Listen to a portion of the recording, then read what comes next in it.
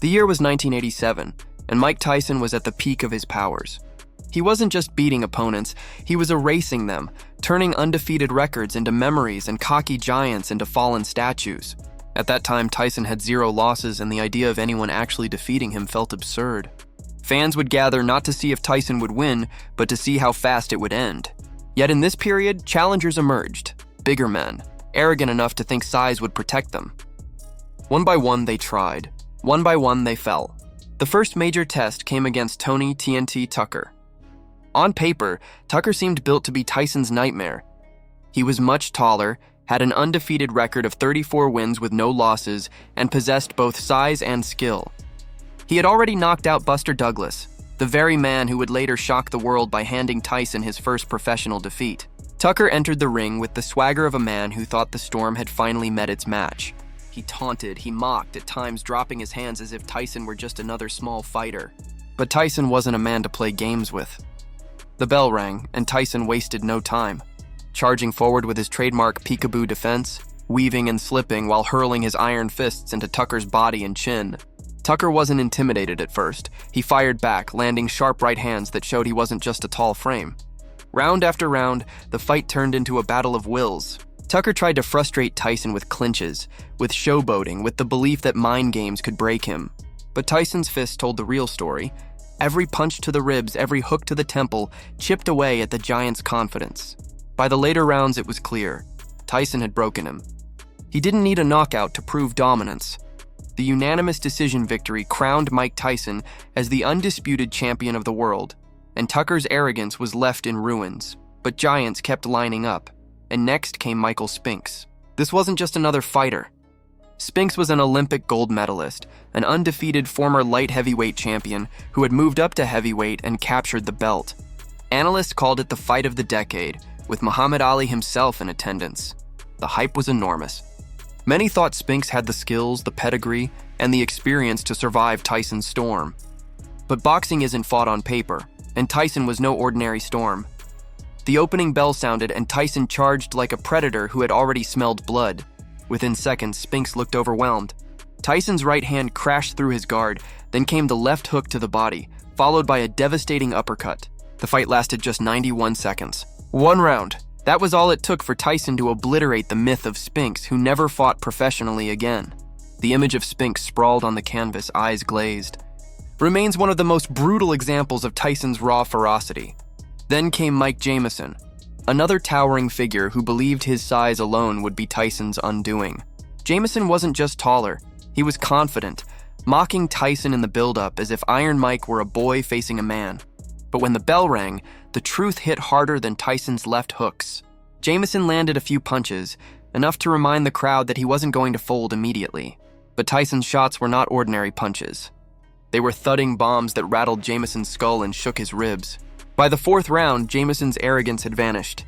Tyson's combination sliced through his defense, and with a brutal right-left sequence, Jamison was floored. He got up, but the result was inevitable. Tyson walked away victorious, another giant tamed, and then there was Tyrell Biggs. At 6'5", Biggs looked like a basketball player who had wandered into the wrong sport, yet he was no amateur. Biggs had won Olympic gold and was touted as one of the most promising heavyweights of his era. Before the fight, he dismissed Tyson, arrogantly saying he would beat him like a child. Biggs relied on his jab early, using his height and reach to keep Tyson at bay. For the first couple of rounds, it looked like, just maybe, he had cracked the code. But Tyson thrived in chaos. He slipped under the jab, closed the distance, and by the 5th round, he was unleashing a storm of hooks that Biggs couldn't handle. One crushing left hook staggered Biggs, and moments later, Tyson dropped him with another. By the 7th round, the referee had seen enough. Tyson had broken down the giant piece by piece, proving that no amount of height could shield you from his relentless fury. The story of Mitch Green was something out of a boxing novel. Green was a street-tough, brash New Yorker who ran his mouth every chance he got. He claimed he destroyed Tyson, that Tyson wasn't ready for him, and that he himself was the real king of the city. When they finally fought in 1986, Green tried to back up his words. He came out aggressively, firing punches, trying to push Tyson back. But Tyson's power and speed were too much. Round after round, Tyson's fists battered Green's face, swelling his eyes and leaving him barely recognizable. Tyson won by decision, But the humiliation didn't end there. 2 years later, Green ran into Tyson on the streets of Harlem and decided to pick a fight. This time there were no gloves, no referee, no judges. Tyson, furious at the ambush, unleashed a bare-knuckle punch that shattered Green's face and sent him reeling. That unofficial rematch became part of Tyson's legend. Proof that even outside the ring, Iron Mike was a force of nature you didn't cross. What made Tyson's run against these giants so unforgettable wasn't just the wins, it was how he won. He wasn't the tallest, he wasn't the longest, but he was the most dangerous man to ever lace up gloves. He fought like a predator, slipping punches with head movement that made giants miss by inches, then answering with hooks that could knock down walls. His opponents often entered the ring full of bravado, but by the time they left, they carried a haunted look in their eyes. The realization that Tyson was something beyond human. Each of these fights told the same story. The arrogance of size versus the ferocity of skill. The cocky giant who thought reach would be enough versus the short, stocky destroyer who carried thunder in both fists. And every time, Tyson proved the same truth. It's not the size of the fighter in the ring. It's the size of the fight in the man. Tony Tucker believed height and skill could outlast the storm. Tyson broke him. Michael Spinks believed pedigree would protect him. Tyson erased him in 91 seconds. Mike Jamison believed size was power. Tyson floored him. Tyrell Biggs believed he could humiliate Tyson. Tyson humbled him. Mitch Green believed trash talk could win fights.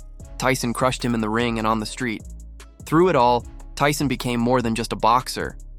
He became a symbol of fear, a reminder that no matter how tall the tower, a well-placed strike can bring it crashing down. His legacy is not just in the belts he won or the records he shattered, but in the way he made men twice his size look helpless, how he turned arrogance into defeat, and how he etched his name into boxing history as the king who conquered giants. Even today, fans watch those tapes and feel the electricity. The roar of the crowd, the crash of his gloves, the sight of massive men crumbling under the weight of his power. It's unforgettable. Tyson showed the world that intimidation wasn't about height or reach. It was about aura, presence, and the kind of power that makes even giants tremble. And so, the legend of Iron Mike lives on. The fighter who stepped into the ring against cocky giants and left them humbled. The man who proved over and over that true greatness isn't measured in inches, but in impact. Tyson didn't just beat his opponents, he broke their spirits, rewrote their legacies, and reminded the world why, when he fought, you never blinked. Because if you did, you might miss the moment a giant fell.